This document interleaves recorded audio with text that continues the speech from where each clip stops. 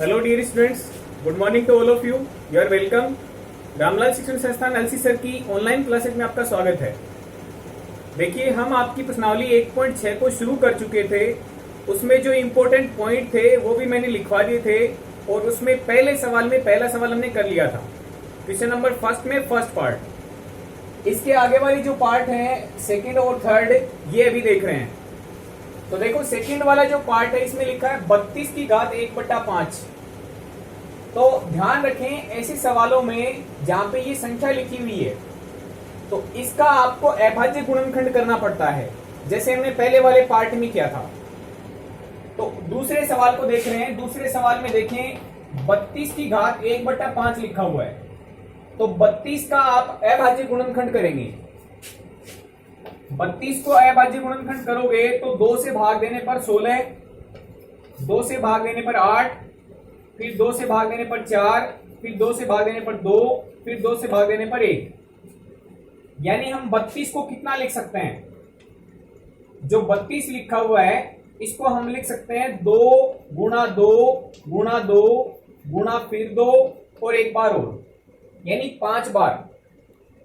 तो 32 को आप क्या लिखेंगे? 32 को लिखेंगे 2 की घात 5। यह आपका इस संख्या को लिखने का काम है। 32 को आप लिख देंगे 2 की घात 5। अब 32 के ऊपर घात कितनी है? 1/5। तो इसका मतलब 32 को आपने ऐसे लिख दिया और इसकी घात लगा दी 1/5। ठीक है। अब घात के ऊपर घात आती है तो घात आपस में गुणा होती है, ये नियम होता है। तो आप क्या करेंगे? 2 की घात 5 गुणा 1/5। घात के ऊपर घात आ गई तो घात आपस में गुणा हो जाएंगी। अब देखेंगे, गुणा में ऊपर वाली संख्या नीचे वाली संख्या से कट गई तो 2 की घात बची 1। 2 की घात 1 का मतलब 2 को एक बार लिख के गुणा करना है, तो इसका उत्तर आएगा केवल 2। ठीक है। ऐसे आपका ये दूसरा सवाल होगा।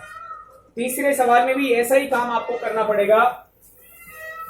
पहले आप अभाज्य गुणनखंड करेंगे। 125 का अभाज्य गुणनखंड करने से संख्या बनेगी आपकी 5, 25, फिर 5, ये 5 बार, फिर 1 बार।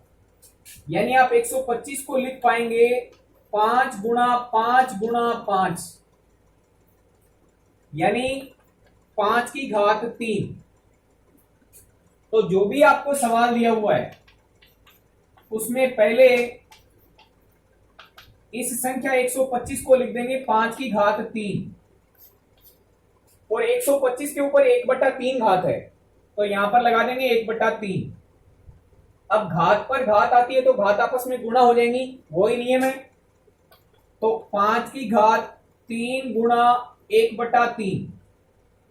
अब गुणा में ऊपर नीचे संख्या कटती है तो आप देखेंगे 5 की घात 1 बचेगी। 5 की घात 1 का मतलब 5 को एक बार लिख के गुणा करना है, 5 उत्तर आ जाएगा इसका। तो ये इस टाइप से आपका तीसरा सवाल हो जाएगा।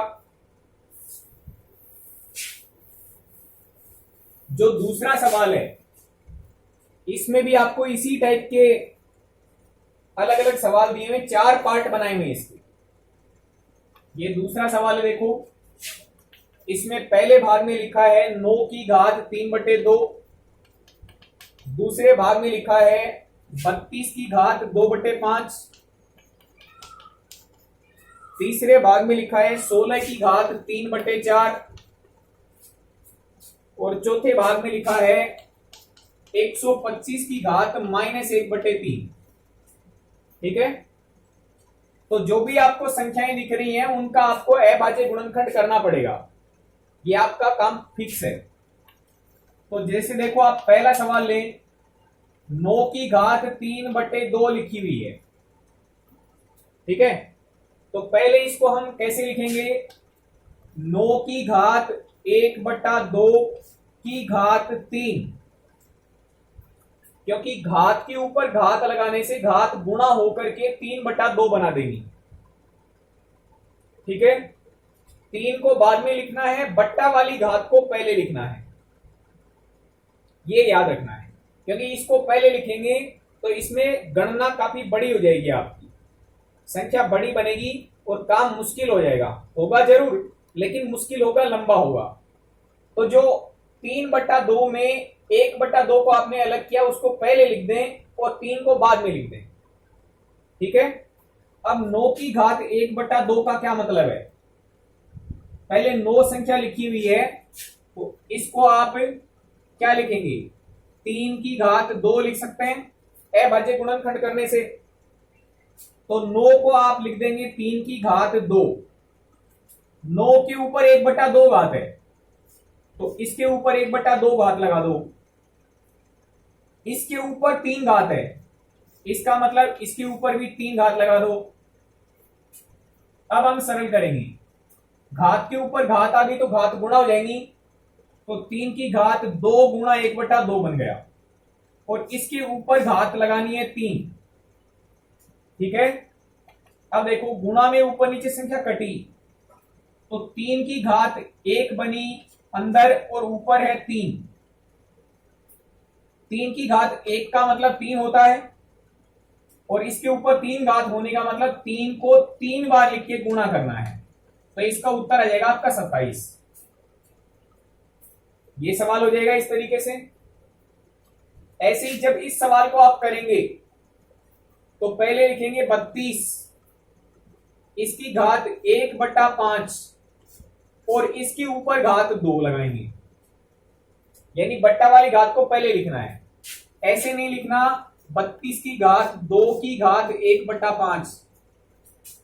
इन दोनों को गुणा करने से भी 2/5 बनेगा और इन दोनों को गुणा करने से भी 2/5 बनेगा, लेकिन बट्टा वाली घात को पहले लिखना है ताकि आसानी रहे, वरना 32 को 2 बार लिख के गुणा करना पड़ेगा, फिर 5-5 के ग्रुप बनाने पड़ेंगे तो वो काम मुश्किल पड़ेगा। बट्टा वाली घात को पहले ले लेंगे तो काम आसान है। 32 को हम क्या लिखेंगे, 2 की घात 5, तो पहले 32 को लिख देते हैं 2 की घात 5। 32 के ऊपर 1/5 घात लगा दें और इसके ऊपर 2 घात लगा दें, ऐसा ही है। घात पर घात आ गई तो घात गुणा होकर के 2 की घात 5 गुणा 1/5 और इसकी घात 2 लग जाएगी। गुणा में ऊपर नीचे संख्याएं कट गई तो बचेगा 2 की घात 2 यानी 2 गुणा 2 यानी 4, इसका उत्तर 4 आ जाएगा। ऐसे ही आप इस सवाल को कर लेंगे। माइनस वाली घात के सवाल को देख लेते हैं, इसमें क्या दिक्कत है।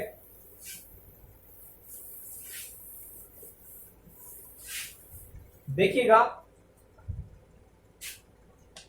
इसका चौथा पार्ट 125 की घात -1/3 लिखा हुआ है, तो सबसे पहले ऐसे लिख देंगे 125 की घात 1/3 और इसकी घात -1, यानी घात पर घात आएगी तो घात गुणा होकर के माइनस का 1/3 बनाएंगी। ठीक है, 125 की घात 1/3 को आप वैसे ही लिखेंगे अभाज्य गुणनखंड में, तो 125 को आप लिख पाएंगे 5 की घात 3 और इसकी घात 1/3 और सारे की घात -1।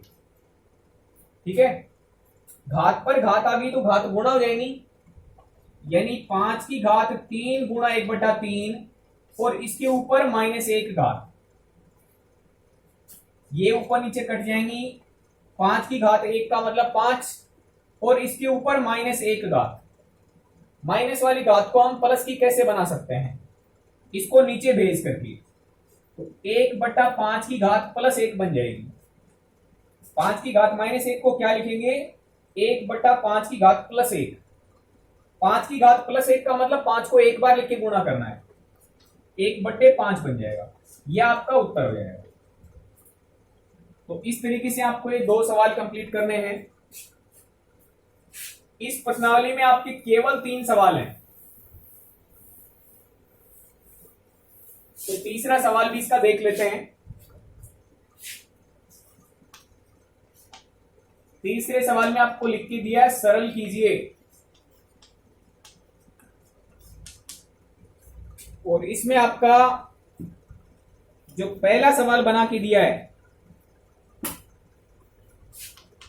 वो है 2 की घात 2/3 गुणा 2 की घात 1/5। यह आपका पहला सवाल है। तो देखो 2 की घात 2/3 गुणा 2 की घात 1/5। ऐसा कोई नियम है क्या जिसमें आधार समान हो, बीच में गुणा का निशान हो? तो आपने ऐसा नियम देखा था, a की घात p गुणा में a की घात q यदि होता है तो आप लिख सकते हैं a की घात p प्लस q। ठीक है, यानी आधार समान हो, गुणा का निशान हो तो घातें जुड़ जाती हैं। यही नियम यहां लगेगा, आधार समान है तो घातें जुड़ जाएंगी, 2/3 प्लस 1/5। ठीक है, अब इन घातों को जोड़ेंगे तो आपको लघुत्तम लेना पड़ेगा। तो 2 की घात में लघुत्तम देखो कितना आएगा, 3 और 5 का लघुत्तम 15 बनेगा। तो यहां पर 15 है, 3 से भाग दे दो 15 में 5 बार, 5 को 2 से गुणा करो 10, बीच में प्लस है। 5 से भाग दो 15 में 3 बार, 3 को 1 से गुणा करो, 3 एकम 3 बन गया। आप देखेंगे 2 की घात 13/15 बन गई। ये इसका उत्तर हो गया। तो ये इसका फर्स्ट पार्ट है। ऐसे इसका सेकंड पार्ट दिया हुआ एक देखो, 1/3 की घात 3 और इसके ऊपर 7 घात लगाई हुई है। तो देखिएगा इस सवाल को कैसे करेंगे। यहां पर आपको ब्रैकेट में सारे के एक साथ घात लगा के दी हुई है, तो आप इस 7 घात को अंश में और हर में अलग अलग बांट सकते हैं। यानी आप क्या करेंगे, 1/3 की घात 3 की घात 7 को आप लिख पाएंगे 1 की घात 7 बट्टा में 3 की घात 3 की घात 7। ऐसा ये नियम क्या होता देखो, a की घात p बट्टा b की घात p, ये नियम है। यानी एक साथ घात लगाई हुई हो तो आप इनको अलग अलग कर सकते हैं। इसकी भी घात p लगा देंगे और इसकी भी घात p लगा देंगे। तो अंश बटे हर के रूप में संख्या लिखी तो अंश की घात भी 7 हो जाएगी और हर की घात भी 7 हो जाएगी। तो अंश की घात 7 अलग लगा दी और हर की घात 7 अलग लगा दी। 1 की घात 7 का मतलब 1 को 7 बार लिख के गुणा करना है। तो 1 को चाहे आप कितनी बार भी गुणा कर लें 1 ही आएगा, तो ऊपर 1 रहेगा। नीचे देखें, घात के ऊपर फिर घात आ गई, ये आधार है। तो घात के ऊपर घात आने से घात आपस में गुणा हो जाएंगी। तो 3 की घात बनेगी 7 3 21। अब 1 के नीचे ये लिखा हुआ है तो आप इसको लिख सकते हैं 3 की घात -21। यानी धनात्मक घात से ऊपर लेके जाएंगे तो ऋणात्मक घात बन जाएगी, क्योंकि यहां पर 1 लिखा हुआ है। ठीक है, हमने इसका नियम ये देखा था, 8वीं क्लास में पढ़ा होगा आपने, a की घात m बराबर होता है 1/a की घात -m। यदि यहां पर -m कर देंगे तो यहां पे +m हो जाएगा। यानी ऋणात्मक घात को बदलना हो तो हम नीचे ले जाके धनात्मक कर सकते हैं, और नीचे धनात्मक लिखी हुई तो ऊपर लाके उसको ऋणात्मक में लिख सकते हैं। यह आपका सेकंड पार्ट है इसका। इसी में देखो 2 पार्ट और बना के दिए हुए। तीसरे पार्ट में लिखा 11 की घात 1/2 बट्टा में 11 की घात 1/4। ये सवाल है। तो आप ध्यानपूर्वक देखें, आधार समान है लेकिन घातें अलग अलग हैं। तो आप इसको देखें तो ये ऐसा है, 11 की घात 1/2 भाग का निशान 11 की घात 1/4। ये निशान किसका, भाग का निशान है। यदि आधार समान हो और बीच में भाग का निशान हो, आधार समान हो बीच में भाग का निशान हो, तो घातों को घटाएंगे। यानी हम क्या लिख सकते हैं, 11 की घात 1/2 में से घटा देंगे 1/4, क्योंकि हम नियम जानते हैं, यदि a की घात p भाग का निशान a की घात q, तो इसको लिख सकते हैं a की घात p माइनस q। ये नियम होता है। तो 1/2 में से 1/4 घटा दोगे तो 11 की घात 1/4 बन जाएगी। ये इसका उत्तर हो जाएगा। ये है आपका थर्ड पार्ट इसका। एक लास्ट सवाल और दिया हुआ इसमें,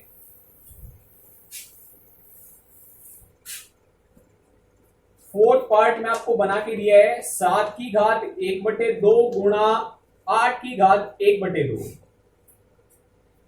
देखो यहां पर आधार अलग अलग रखे लेकिन घातों को समान लिख दिया। घातें समान है, आधार अलग अलग है। यहां पर 7 है आधार और यहां पर 8 है, घात समान है। तो देखो एक नियम होता है, यदि a की घात p गुणा b की घात p लिखा हुआ है, तो हम लिख सकते हैं a गुणा b की घात p। ये गुणा में भी लागू होता है और भाग में भी लागू होता है। a की घात p भाग b की घात p लिखा हुआ हो तो a भाग b की घात p ऐसे लिख सकते हैं। यहां पर गुणा का निशान है तो आप भाग वाला नियम नहीं लगाएंगे। सवाल को ऐसे लिख सकते हैं, 7 की घात 1/2 गुणा 8 की घात 1/2 बराबर 7 गुणा 8 की घात 1/2, यानी आप लिखेंगे 56 की घात 1/2। ठीक है, 56 की घात 1/2 को आप समझ सकते हैं वर्गमूल 56। 1/2 का मतलब वर्गमूल, तो 56 का वर्गमूल लेंगे आप। 2 से भाग देंगे 28, फिर 2 से देंगे 14, फिर 2 से देंगे 7, फिर 7 से देंगे एक बार। अब चूंकि आप वर्गमूल ले रहे हो तो आपको 2-2 के जोड़े बनाने हैं।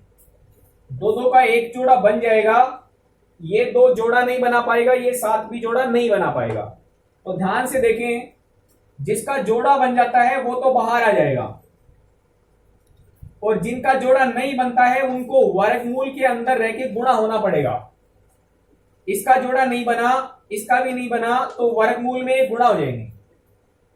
तो आप इसको लिख सकते हैं 2 वर्गमूल में 14।